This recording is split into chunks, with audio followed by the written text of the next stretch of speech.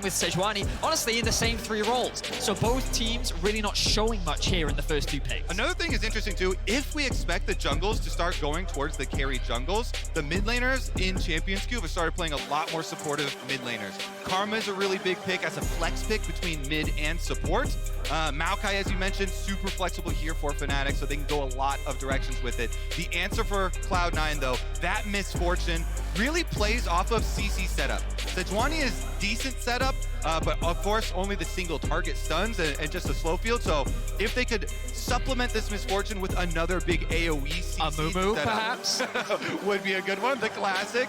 Amumu is something that we saw a lot of in planes paired up with Misfortune to give very much what you're talking about, Kobe. For now, though, it does seem that Zven going towards Nautilus. It was something that we did see from him during summer, but this was one of the big question marks that I know a lot of you North American analysts had around him and his adaptation shift away from the Enchanters to the engaged support. And I think a lot of North American fans are kind of glad to see Zven on the Nautilus, as that is the engaged champ that he has put the most time in on. And that ultimate plus the hook in there, that can be the setup for the misfortune that they are looking for. Meanwhile, though, Humanoid gets the Azir. Really, really strong mid lane scaling carry here for him. Definitely has been a centerpiece for Fnatic. So I would say what we've seen so far is Fnatic going for a little bit more of a standard safe approach to their first game. A very typical front to back. You can see they clearly have their tank engaged with the Maokai, with the backline threat of both the Aphelios and the Azir, whereas C9 going for a bit of safety with the Sejuani, but with the misfortune on the bot side, it already suggests that they're looking to go a little bit more aggressive on that bot side of the map. Yeah, definitely sees Fnatic have a lot of good objective setup here. Maokai definitely brings that for you, no matter what role it's in. Those saplings with the extra vision and the wide ultimate here. So let's whittle down on the support role. Cloud9 banning away the Leona, trying to ban away more of the setup from Hylissang, who of course likes to be that huge playmaker for Fnatic. I wouldn't be surprised to see the LeBlanc now taken away from Jensen. We know that LeBlanc can be a very effective matchup into the Azir, and it's something that Jensen often relies on to give him that power matchup, but no, instead, they're going to focus on removing some more of these control mages. Yeah, I actually like that move from Fnatic to take away some of the possible answer scaling in mid lane that Jensen could go with. The other thing you could go with for Jensen is the Akali. Akali here matchup into Azir can have that kill pressure once you get level 6 with your perfect execution. Also can have good kill pressure onto something like an Aphelios, but doesn't mean that Cloud9 will have as robust of a setup. So could go Akali, could go even more spicy stuff like Yone answers into the Azir as well. Thresh hover right now coming in from Fnatic. We haven't really seen a huge amount of Thresh so far this season, but of course Thresh was buffed fairly recently. Often, at least domestically, many Europeans would say that Nautilus was a good answer to Thresh, so I would be surprised to see that hover, but the Renata is now going to come through from Hylissang. A staple for him during the regular season and something he's very comfortable on. And Renata is huge if you expect your opponents to have multiple hard engaged champions. That ultimate from Renata is great counter engrades, great peel for an Aphelios. And since you're already looking at Sejuani and Nautilus, they're definitely looking at multiple melees charging into them. Jensen lays down his LeBlanc. I have to tell you, by the way, 4th most played mid laners for both respective players. The difference, however, 52 games for Jensen's LeBlanc, 72%, 77% win ratio. And for Humanoid's Azir, 30 games played, 53% win ratio. Both players on some of their signature champions. For sure, they certainly are. I'm excited to see Jensen back on the international stage with this LeBlanc. Let's see what he can do in the mid lane. But more interestingly, this blind pick Fiora going to be answered with an Ornn from Wunder. So Fnatic hard committing to the front-to-back team fight style of play, whereas C9 want a little bit more agency, a little bit more side lane threat with their 2 solo lanes. Exactly. Fnatic are saying, we are going to control objectives. We are going to 5-on-5. We want team fights after team fights after team fights. Please and thank you very much. Little bit of time for scaling there for the Fnatic side as well to get to that, orderly front-to-back setup that they're going to want. Cloud9, meanwhile, have a little bit more of a wild card possibility here. If you can gank for a LeBlanc early, Jensen can start to upset those early lane phases, and of course Fudge. They talked about it on the analyst desk. Last time at Worlds, he had one of the most versatile champion pools. He is also one of the players that hides all of his picks from Champions Q, so doesn't want to give anything away. And they have a lot of faith in him. Goes with that blind pick Fiora. Into the Ornn, definitely going to be an easy lane for him to try and scale. Put your hands together one more time as we load up to Summoner's Rift for the first group stage game of Worlds 2022. My eyes are going to be on this Razork Maokai.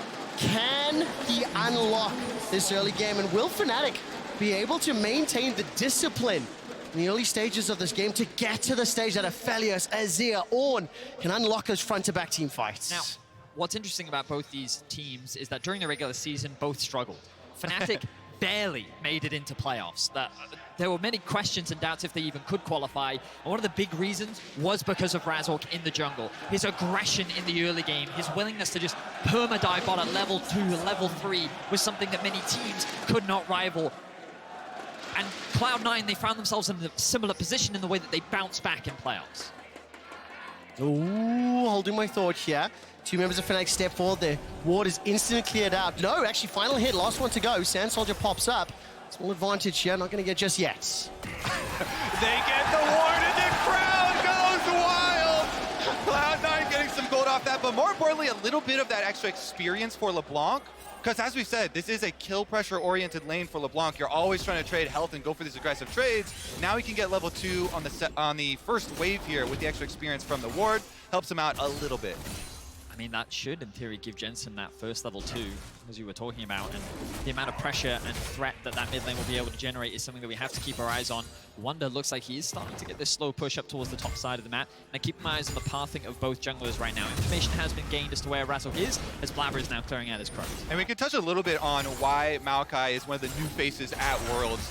The adjustments to this champion, basically a bunch of extra damage to the monsters on your Q. That really helped out at clear speed there as well, and they incentivized building tank because they've got that HP scaling off of those saplings now, a little bit less on AP. And Kobe, we saw the flexibility from play-ins as well. The number of different roles that Maokai can be played. We saw a top jungle as well as support, throwing an extra curveball in the draft. The other thing that I'm intrigued to track as groups continues to play out, blind pick Fiora. We know our LPL colleagues and brethren are very familiar with this approach, but not something we've seen hugely prolific in many other leagues. And it does really well into the other very popular top laners. Aatrox and Ornn, very easy matchups early on, so it's definitely a skill-based champion here. A lot of the matchups, of course, depending on your riposte timings, on your Q positionings. Wunder, of course, is going to be the first one attacked. Blaber uses the Q over the back of the wall behind this vision. Oh, waiting for that cooldown. Q, 10 seconds, waiting for the Bellows Breath. It has been used. Wunder's still got the flash available to him. Cloud9 stepping forward, chasing down Ornn, flashing over the wall. Wunder makes it work. Yeah, great flash there. That positioning on the large part of the wall gets right over it. Meanwhile, mid lane. Oh, a lot of trades back and forth. I think Jensen came away a little worse for wear there. So, a couple of things that need to be taken into consideration here. Blaber, using his information of where Razork is pathing, means that he's able to find a very safe gank up towards the top side, but now Razork is the one on the offensive. Humanoid gets a good trade. New York going mad for Blaber killing the Scuttle Crab. They know why. Jensen is at threat of being tower dove. That point and click CC will follow. Hylissang gets caught up by the dredge line. He's burning. He's chunked out. He's bailed out. The Berserker's running for his life.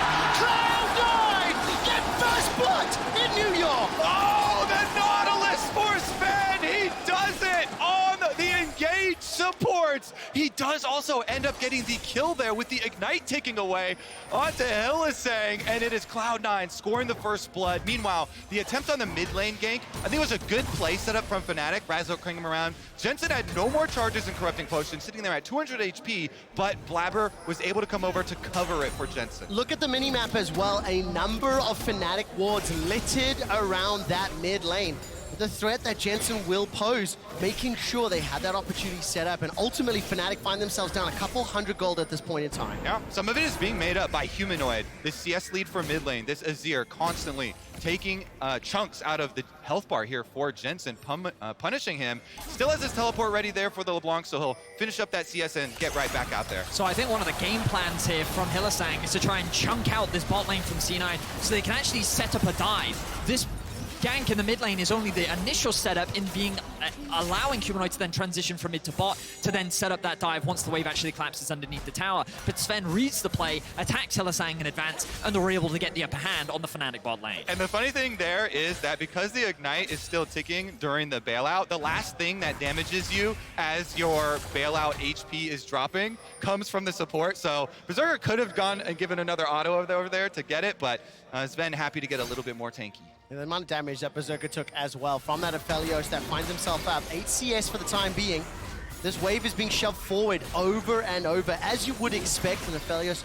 Renata Lane stepping into that MF plus Nautilus. We caught a glimpse very briefly of Blaber picking up the camp on the bottom half of the map, while Razork is also invading and stealing away the chickens. There may be a small engage here, Kobe. Yeah, Blaber is definitely going to find him on that control ward. Razork gets the crab, though, or the raptor. That's it. That little scuffle is going forward. There's the Emperor's divide.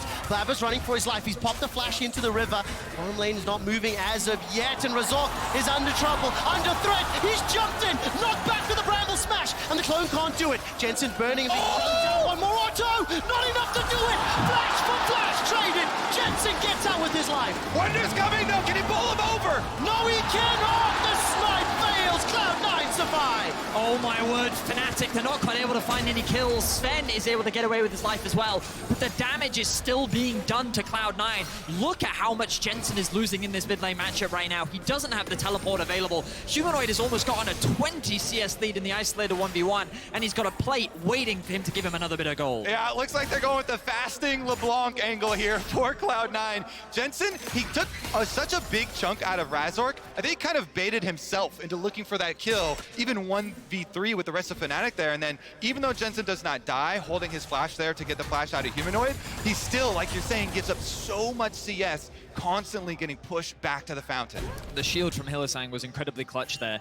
Jensen saw that window. Maokai very squishy this early on into the game. Unfortunately, as you said, he kind of got baited a little bit by his own damage and wasn't quite able to secure the kill. You can see the gold still very much even. Of course, while Cloud9 do have that kill lead, for the time being, the CS discrepancies, in particular being built up in the mid lane, are something that Cloud9 need to find a way to stem, because when you look at the compositions, Cloud9 do have strong side lane threat, but Fnatic, if they're able to secure early dragons, early heralds, they will be in a better position to set up for the team fights, which is exactly what they want. My head is telling me there's a bit of diffy in the scaling department when I look at this Fnatic composition. Also, you will notice both bot lanes have just recalled for the first time, 7.5 minutes. First buys coming in, Berserker Greaves, as well as those Lucy boots for Upset and Hilly. And there are some movements on the map as Humanoid is constantly under threat from Jensen. It is at the cost of his CS, though. Yeah, I think one of the biggest differences is how they're going to actually fight these team fights, with how structured Fnatic are with their massive frontline here and big CC ultimates from both the Ornn and the Maokai. Once they get to group up and use those synergies, front to back is going to be massive. As you can see, Humanoid went with the first item, Merc Treads versus LeBlanc. This greatly decreases the threat of those LeBlanc kills that we were talking about. So I think Fnatic, this is one of the biggest positives for them. As you can see, they're even a little bit ahead in gold because of the CS differences. I think that Cloud9 made a really smart choice here. They know that they are stronger at this point in the game, as they should be. Even with the small CS discrepancy being built up in mid lane, it's still not a fight that Fnatic want to take. So immediately Fnatic go for the cross map. They trade for Drakes because they know that their win condition is later on into the game. And the best way for them to get fights is to start stacking those Drakes as early as possible, because the moment you get to 3, Cloud9 have to come to you. And in an ideal world, Cloud9 want to leverage their side lane pressure to force Fnatic to split apart, because there's no one that can stop this Fiora on a side lane. Exactly, and it even allows more turret plates for Upset here. That late game carry, that DPS monster we talked about. That is already up 12 CS and the plates. I do want to mention as well to all the fans here in New York that for Fnatic, deprioritizing the Rift Herald, playing for Drakes, is something that we have seen from them fairly consistently out throughout the course of the summer season. I think throughout the course of play-ins, it's fair to say as well. So as far as a strategy goes, Vedius already mentioned it. We talked about the composition. If Fnatic get Drake stacking under their belt, now the pressure's on Cloud9, in my eyes, to make sure they can find those skirmishes and don't let this front-to-back team comp get fully online. Well, this Herald is really important in how they use it, because Cloud9, they want to unlock their 2 solo lanes. They either want to try and bring Jensen back to equal footing with Humanoid, or they want to unlock Fudge a little bit more on the map. The question is, how are they going to use it? Will they use it to try and attack mid, to try and limit Humanoid and his pressure that he can generate in the 1v1 matchup, or they instead look to try and snowball an already pretty favorable matchup up towards the top side? And everyone always focuses on the gold from the Rift Herald that you're going to get, but the map territory here, by actually taking down the defenses of these towers, is going to help out the game plan for Cloud9 so much. Fiora and LeBlanc both thrive when they have much more map territory to work with for those, lurking LeBlanc plays through the brush, trying to find, burst damage onto people rotating between objectives and getting Fudge more room to play with in some 1v1s. And it's so crucial to keep looking up at the gold, at the Dragons. Despite being down the kill, it's Fnatic up in gold, Fnatic with the Drake. That mid and bottom lane pressure is doing phenomenally, and we haven't spent a lot of time watching Wunder and Fudge, but now because of the lane assignments, we need to see how they move around the map. So this is pretty clever from Fnatic, because as we were talking about, they know that C9's game plan is to use that Herald to try and unlock someone on the map. Fnatic is saying, well, we think you're going to use it top lane, so we're actually going to swap our bot lane up to top while we have a window, because that's going to make it harder for you knowing that your jungler is pathing up towards the top side. Now we see an engage from Cloud9. Oh, Glacial Prison is flashed away from. Hilly gets out of dodge. Fudge unable to continue. If you look at the minimap, support and jungler making their way through the river. No further risk of engage right now. Also, Cloud9, they made the call. Berserker recalls here with Misfortune. Even though he gets Kraken Slayer and rushes past the boots, now they come in Magic Footwear plus the Strut. Gets a really quick rotation up to the top side, try and go catch those minion waves. But Fnatic are also resetting right back. And it's Fnatic trying to keep these matchups. They're trying to keep the Ornn away from the Fiora, and basically they're slowing the game down from the side of Cloud9. They want to accelerate this game. They want to use this Herald to take plates, to take towers, to start gaining access into the enemy jungle, start looking for picks, and basically be proactive. And Fnatic is saying, we're just going to be as obnoxious as possible, we're going to swap as often as possible, we're going to kind of disassociate these lane matchups to make your life as more complicated, and now you're not going to have an easy Herald, and as long as the gold stays even, Fnatic is happy. And we have about another minute of that kind of game of tag going on. Zven goes for the dive. Stretched line, will tag, bullet time, throw everything at him! Wunder almost escaped, but the ignite, tick, tick, boom! Zven gets another. Another one! It's Zven with all the kills in the whole game, in the whole tournament of the group stages of Worlds. Zven has every kill! What a great quick stat from Kobe. Crucially, though, the bottom lane tower, Fnatic continue to siege it up. Hilly's doing his best to deal with the Rift Herald. It's a race for first tower. That Cloud9 should pick up here. It's being chunked down, and Cloud9 gets our first blood. And this was the best play that Cloud9 could make. They realized they were tired of Fnatic's shenanigans. They didn't want to have to deal with this anymore, so they committed 3 members on the top side with a stacked wave, and they were able to find a successful dive. Beautifully played with the stacking CC onto Wunder, meant that he really had nowhere to go, and Cloud9 will finally get themselves a firm gold lead in this early game. I want to point out that ward right there. Good job, observers, because going up to see Jensen roaming down, that is the information that stopped Upset from finishing that tower. Jensen with the half roam on LeBlanc threatens the extra reinforcements there, makes Fnatic back off so they don't get the trade on the tower kill just yet. And nearly in the blink of an eye, the kill, the tower, the plates, pushes Cloud9 just shy of 1,500 gold ahead. And crucially as well, those mythics have already been picked up by Fudge, by Berserker. They will obviously just be moments away once Fnatic decides to back, but the battle or the combat power, 10 seconds to Drake in favor of Cloud9. Exactly, that means you have to reset. If you're going to bring your top laner, you would have to bring them now. You can tell that Cloud9 have already made the call. We are not going to fight it because they commit Fudge top side of the map. There's no teleport for Fudge. Wunder has the extra teleport there for Fnatic. It's going to unleash very quickly here, 10 more seconds. Well, the awkward thing for Fnatic right now is that Razork is on the top side of the map.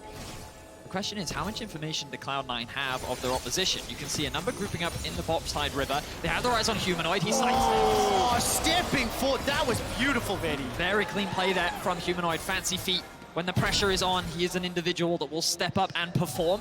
The question is, can he perform right now? Has just burnt the teleport, will catch this mid-wave. C9 have control over the Dragon area. Vedi, I think it's fair to say Humanoid has been performing all worlds long. Play-ins was the star player. He's up 30 CS versus his opposite number. Cloud9 will look likely grab this Dragon uncontested, and Fudge is removed. That tower down, it unlocks him to move around. You can tell he's confident. You can tell Humanoid is loving it. Spamming the question mark frog emote at everyone who shows up in his lane.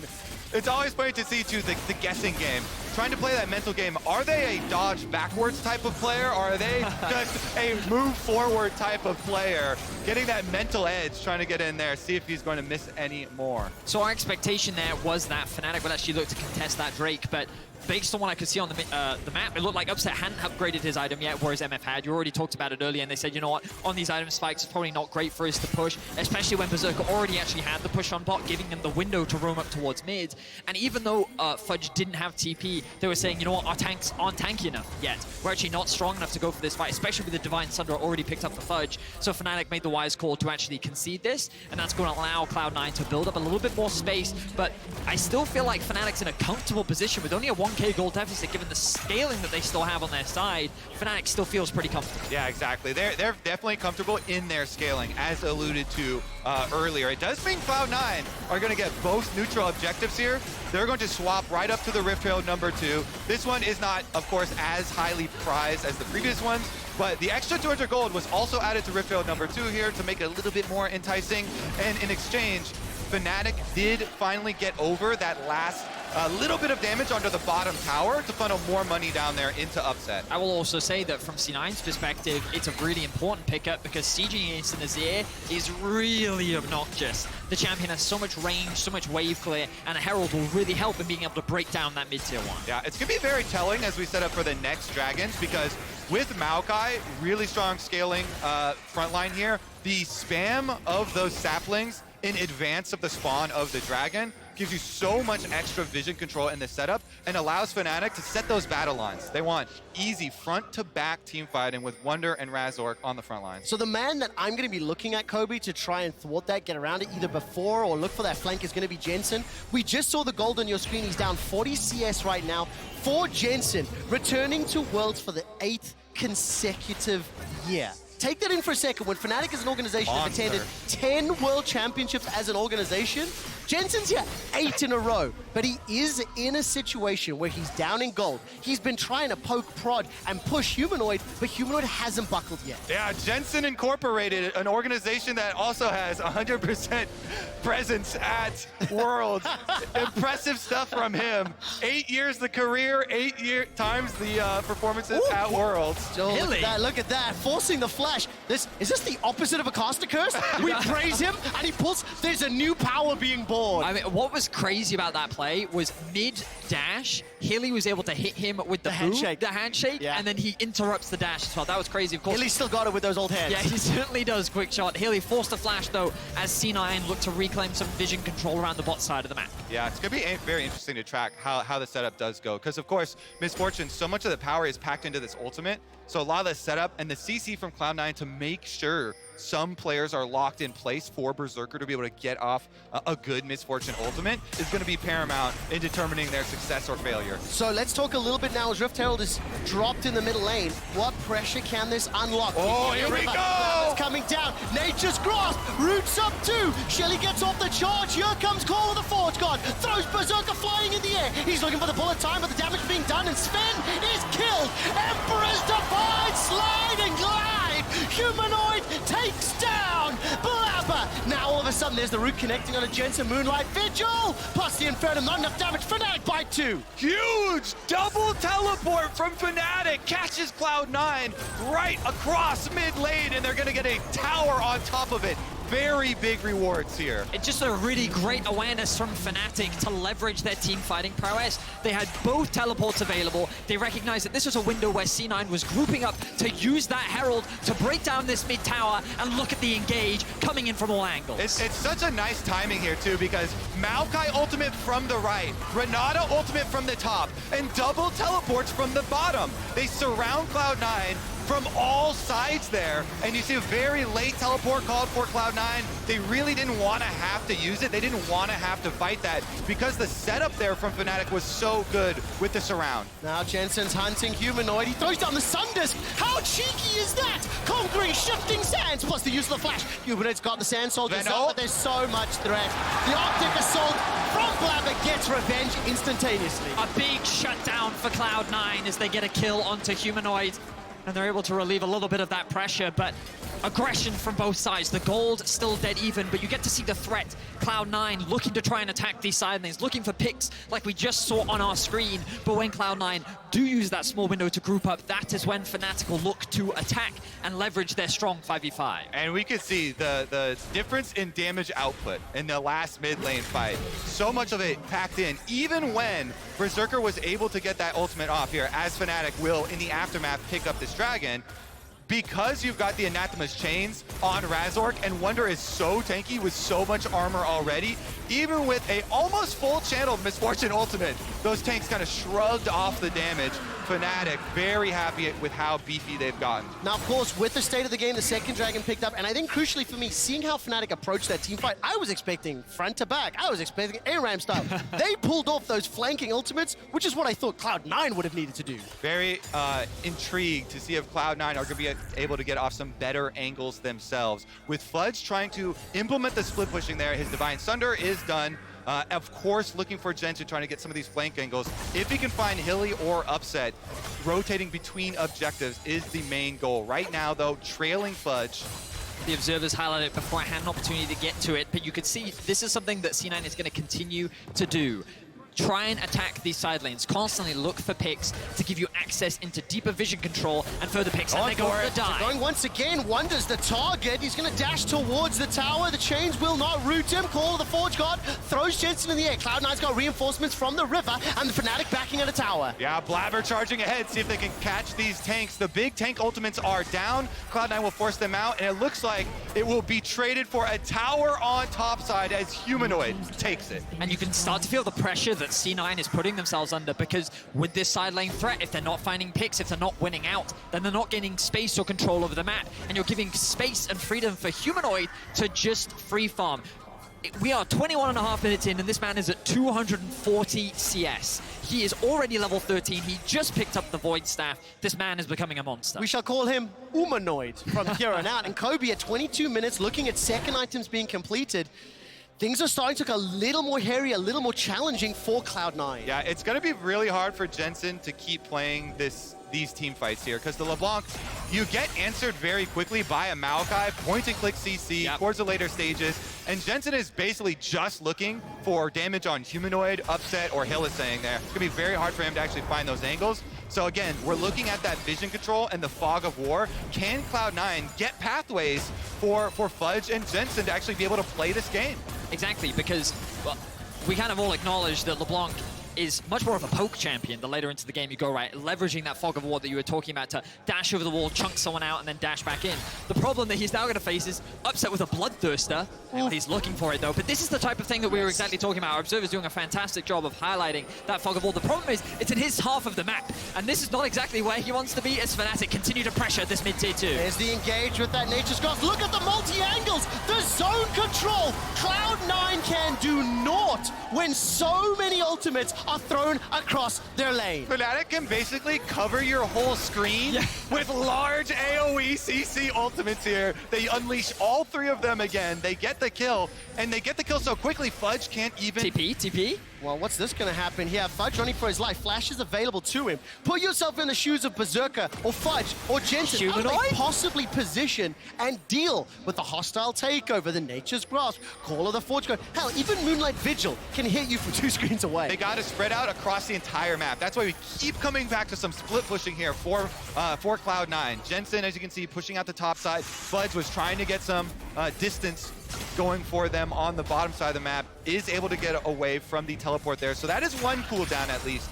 that they have been able to burn through. It's one of the big pressures of Worlds, right? Coming into day 1, game 1, you've got to think about your approach, and Fnatic's approach this whole draft is keep it simple. Press R, engage, and this on your screen is exactly what you are seeing right now. It's a straightforward, clear cut, and the window is straightforward too. Fiora bot lane, engage mid. It's Zven that ends up being punished for it, but there's very little that he can do in a situation like that. Nautilus has one of the slowest base move speeds in the entire game of any champion champion. No way he's getting out of that one. And put yourself in Sven's shoes as well. One of the only players that has won a regional title in 2 different roles, coming up as a support against Fnatic, an organization he's incredibly familiar with. Questions and discussions around the champion. Can't wait to see how it develops throughout the tournament. But right now, he has been the subject of the damage dealers from Fnatic. They still maintain that minute 400 gold lead. And gentlemen, with 40 seconds to go until the next Mountain Drake, we can already see wards and saplings being tossed out around Baron. Now there's multiple objectives that can get taken down very quickly. So the next thing that Cloud9 have to start being worried about is the Baron 2-man. Azir and Aphelios are both champions that, with the right setup, can actually just do the Baron with someone tanking it for them. Maokai, Ornn, these are both perfect champions for tanking that Baron, and so you can see C9 investing a lot more time to making sure they have vision control, as Fudge is now in danger. Fudge this time around getting caught out. Will sidestep, the Forge God upsets, got the green gun, flashes for the kill. Fudge has been trying to apply pressure, but has not necessarily unlocked the advantages that Cloud9 were hoping for with the commitment up top. Jensen will at least get the tower down bottom, and Fnatic will be happy with that for now. Yeah, big pick up there for Fnatic, taking down Fudge. 30 seconds on the death timer, and the Dragon is up right now, so Fnatic rotating everybody over. They may be a slower, lumbering composition, but they are a powerful one, so once they arrive, they've got the setup here. Starting Dragon instantly.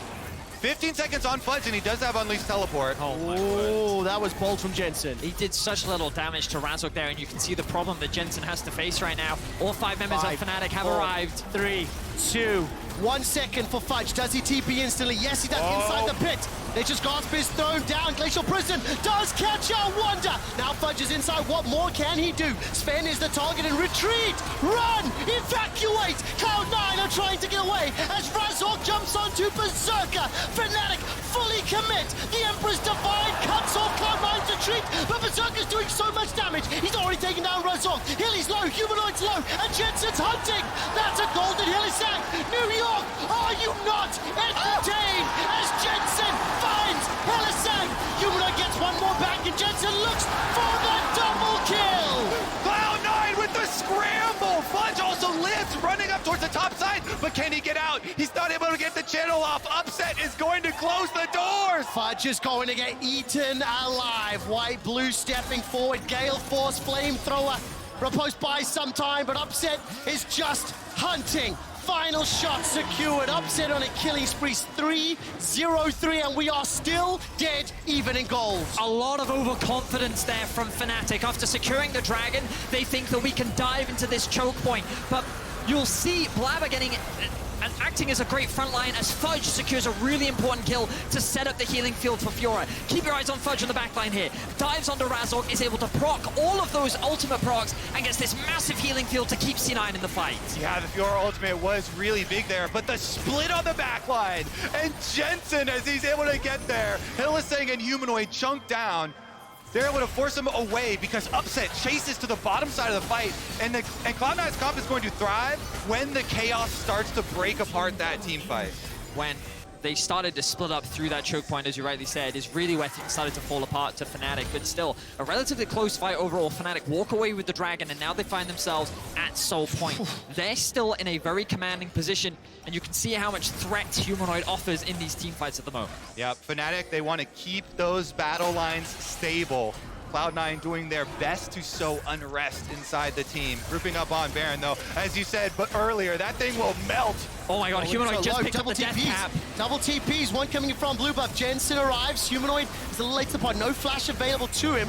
Nature's Grasp will at least root and slow people down. These are zoning ultimates as best as they can. Baron secured by Fnatic. Dredgeline catches onto Razork, and the bullet time flies across Fnatic, but there's not enough damage. They're just too tanky. Fnatic on the hunt once again, but remember, when Cloud9 scatter, Fnatic are less effective. Fnatic raise the shield wall. They hold formation. They do not break this time, and Cloud9 now have to deal with a Baron-empowered siege. And the timing was flawless from Fnatic. They sent Humanoid back to base. He buys the death cap, TP's back in, and you can see the triple items on their carries. Fnatic is fully online, and they're looking to break into the base of Cloud9. There's 2.5 minutes on the Red Bull Baron buff. as well as 2 minutes to go for the Mountain Drake, and importantly, the Mountain Soul. That will be crucial against the burst damage that Jensen offers and the composition that Fnatic have put together. Cloud9 are dancing in their base. The Dredge line catches out one, Razork throws out the ulti, the handshake pulls Blaber backwards, but no inhibitor secured. That could prove influential as Fnatic want to try play the rip, but they are backing away, Kobe. Yeah, little chunk there onto Razork, but you could tell the threat of upsets DPS kept Jensen from going in. That Aphelios will melt him so quickly there with the Ornn upgrade plus the Infinity Edge and Last Whisper purchase already for him. So much DPS output. If you go in, you best get a kill. And it's just a matter of zoning here from Fnatic. You can see that C9 at the very end tried to go for a desperate attempt, but Jensen goes in, immediately is forced out. He's just tickling the front line of Fnatic. A good hook lands onto Razork, but it lands onto the front line. There is no access to this back line. Look at the shield sitting on top of Upset as well. Yeah. C9 just feel like they have no options, and Fnatic take advantage of that. Even when Cloud9 get an engage on the front line, the long range of those, engage ultimates from Fnatic make it so hard for Berserker to ever channel a Misfortune ultimate. If Fnatic don't use Ornn and Maokai and Renata ultimates, then it's very hard to stand and channel there and actually get that DPS. Now Fudge, he has committed his teleport to the bot side of the map, which gives C9 an avenue into the river. While they might not have control over the mid, at least they can still contest this Drake. The problem is, they still can only come in from one angle, so the question is, how can they access the backline? What can Fudge do as Wunder zones him off that potential flank? Fudge just trying to find an angle from the right. Sven Coney sitting and Jensen coming in from the left. There is a pin's opportunity, but Cloud9 are down 3,000 gold. This is for Mountain Soul. This could be the final nail in the coffin. Jensen being tagged. Look at the damage on that sapling already. Mountain Drake to 8,000. Fudge can hop over that wall if he wants. Flash available to him. Dragon is now being focused, being chunked. The engage is thrown out as Berserker gets a near full channel on the bullet time. Jensen is popped! That's already a double kill coming out of Upset. Turns his attention to Zven and Humanoid. Picks that one up. Two members of Cloud9 reeling. The Mountain Soul secured. And Fnatic are in command of the opening game of groups. The flankers tried to shut down Upset, and he just stood his ground as he secured a double kill. What the hell happened to Jensen, Betty? Fnatic melted him as they look to melt the base of Cloud9. They're coming to end it right now with the Mountain Soul Fnatic inside the base. The pool 1 seed, the summer champions of the LCS in Cloud9 falling in the first game. There's two members standing. Berserkers just spawned. 8 seconds for Fudge, but the Nexus turrets are melted. They're shredded. They're destroyed. And Humanoid does one last Emperor's Divide for the show. The Nexus is focused down, and Fnatic turn their attention. They're not done yet. Kill them all as Fnatic win the first game of groups. World 22. I think it was a great strategy from Fnatic for the first game of groups, coming out with this very robust team fight, scaling 5-on-5, play to the time, play to your scaling, very slow and methodical set up 5-on-5 scenarios. They also had amazing flank setup, the long range of these engaged ultimates, layering the whole map, covering the screen with CC. And they just were unrelenting. And I also think a lot of credit needs to be given to Fnatic in terms of how they traded objectives on the map in the early game. Often Fnatic was over-aggressive during the regular season. They would often look to fight you, they would look to snowball the early game, but here they were giving up heralds, they were giving up dragons, they recognized when they were weaker, and they were doing everything in their power to slow Cloud9 down. There was a level of discipline that I've not seen from Fnatic that often. Yeah, and